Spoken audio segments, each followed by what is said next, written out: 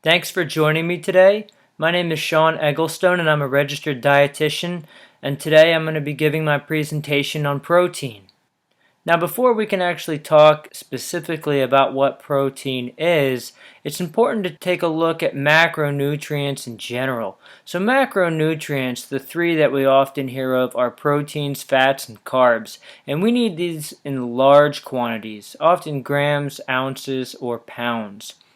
If you haven't seen my other presentation on weight loss and nutrient density, I also link fiber and water in with macronutrients, but today we're just going to focus on protein. Micronutrients, on the other hand, are food compounds that we need in very small quantities, often milligrams or micrograms.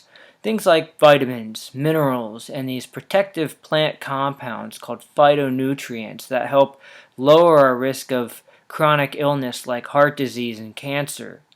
Now, all plant foods are made up of all three macronutrients, proteins, fats, and carbs. But meat only has protein and fat. The only animal products that have carbohydrates are dairy. Only plant foods are excellent sources of fiber and water, so there's no fiber in any animal products. On this slide, I show the different structures of the macronutrients. You don't have to memorize exactly what they look like. The point of the slide is really just to show that they look different, and that allows them to have very different functions in the body. So why are there different macronutrients? Well, because they all serve a different purpose. Carbohydrates are energy rich. They're found abundantly in foods from nature. They help fuel our body for exercise, and our brain runs on carbohydrates.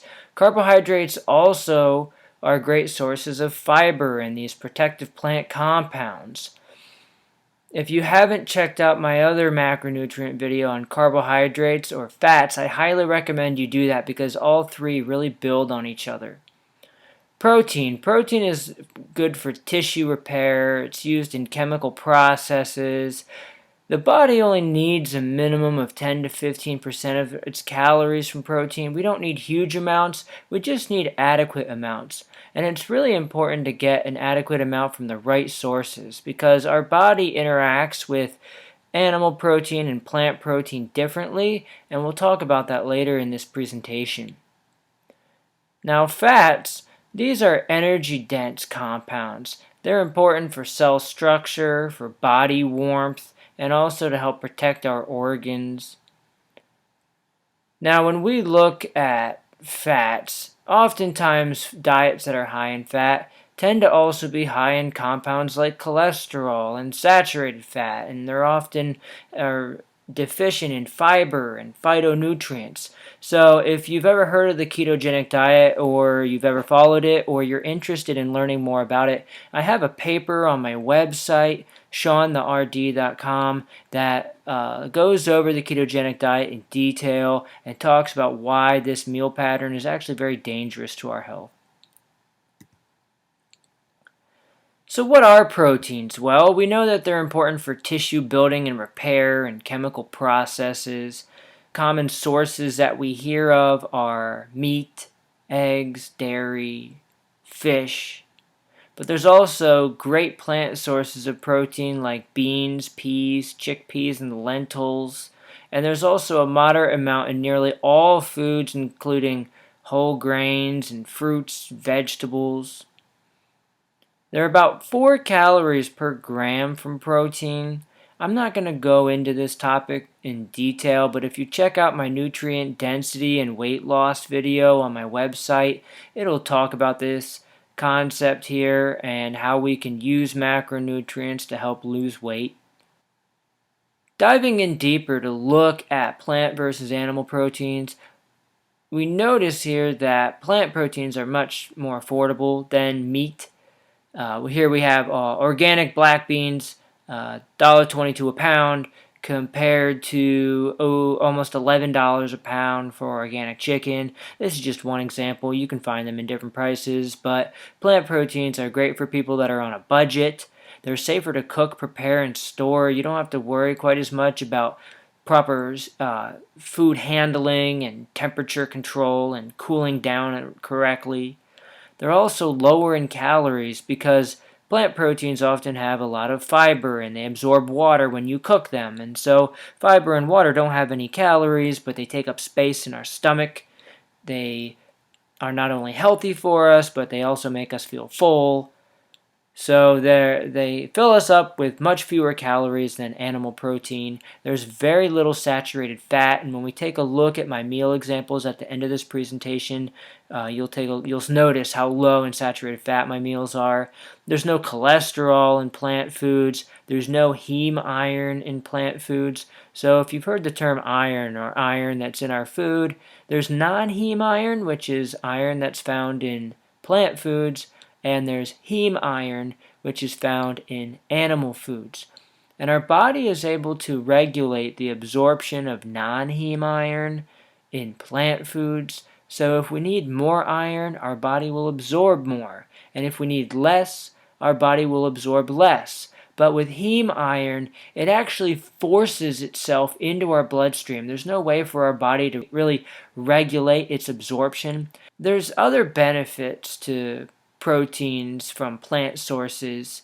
These foods are associated with weight loss, better blood sugar control, reduced cancer risk, and that's because there's a lot of those protective plant compounds, there's fiber, and when we have chicken or steak or pork, that's going to contain things like cholesterol, saturated fat, choline and carnitine and trans fat and heme iron, and all these things that are tied in with that food that make them less ideal for optimal health.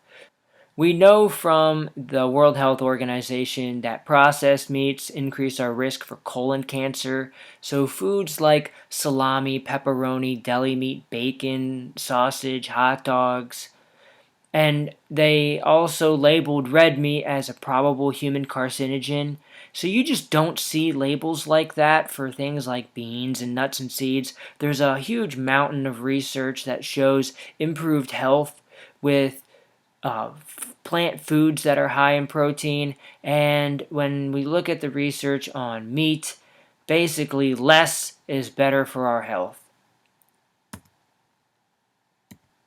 This slide just goes into more detail about the World Health Organization's view on processed meat as being a carcinogen to humans. It increases our risk for colon cancer, and that's one of the most common cancers that I see in the hospital, and I work with colon cancer patients every single day. So if we can change our diet to not consume these foods that increase our risk for colon cancer and eat foods like kale and collard greens and broccoli. These are cruciferous vegetables. These help actually lower our risk for colon cancer. The vast majority of the people that we see in the hospital today are in the hospital with a chronic disease such as diabetes, heart disease, cancer, dementia. And if they're not in the hospital specifically for management of a chronic disease, many times they have a chronic disease that complicates their stay, lengthens their stay, and increases the cost of their stay. And down here we find that there's 5 things we can do that account for the vast majority of our risk for chronic disease. So alcohol consumption, smoking, being overweight, lack of physical activity, and fruit and vegetable intake. So by addressing all 5 of these, we can really lower our risk of chronic disease. And from the graph in the top right corner, it illustrates that of all the components of our life that we have control over, so our environment, not our genes, diet makes up the largest portion of that. So let's quickly go over a few slides that outline what I eat on a daily basis and take a look at the kind of protein that we can find in them. So every day for breakfast I have oatmeal with berries and flaxseed and cinnamon, and in the nutrient label here we see that I'm getting 9 grams of protein just from this meal alone. Now this morning I got up at 5 a.m. and also had a peanut butter and jelly sandwich on whole wheat bread. So that right there is going to be 15 to 20 grams of protein. So between that and then my breakfast around 9 o'clock, I'm getting close to 25 grams of protein, which is it's a good amount. And again, this is combined with a lot of fiber and antioxidants. There's iron in here that you'll notice, but that's going to be the non-heme iron, so my body's going to be able to absorb that if I need it and not absorb it if I don't need it. It's not going to be forcing itself into my bloodstream. Now, if I don't do the oatmeal, I'll do a smoothie. So if you haven't checked out my YouTube channel, Feeling Fit, there's a lot of smoothie videos over there, and that's also where I post a lot of these nutrition education presentations. This is one example of a lunch that I had a few weeks ago. So here we have some rice, a potato, some beans, some peas, some corn, and I'm getting almost 30 grams of protein from this meal. There's almost no saturated fat in this meal. So this meal is not only going to be loaded with healthy plant proteins, but also it's low in sodium. There's no cholesterol. It's low in saturated fat. It's high in iron, but it's going to be, again, the non-heme iron. And I'm getting a lot of phytonutrients from those bright colors that are going to help protect me against disease. This is another example. Here I have an acorn squash with some vegetables, pasta salad, a cornbread muffin, and a black bean burger. I'm getting almost a whopping 30 grams of protein. So between breakfast and lunch, I can get 60 grams of protein, which is more than adequate for just my daily needs. And that doesn't even include dinner. Now you'll notice on the nutrient facts label that the sodium is quite high, and that's because of the black bean burger and the muffin. So if I were to make this meal healthier, I would swap out that. I'd get rid of the black bean burger and maybe just do beans. I would also get rid of that cornbread muffin, and that'll get rid of almost all of that sodium between those two products. This is another example of a lunch I had. Now this isn't an adequate amount of food. I'll be hungry a few hours later after eating this, so I might have some fruit on the side or a snack later in the afternoon. But this is just a great example of the power of plant foods and just how much you can eat for so little calories. And lastly, this is more beans, rice, vegetables, corn. Look at all those bright colors. So here I'm sourcing my calories from bright colored foods, which are high in antioxidants. They're going to protect me against cancer and diabetes and heart disease.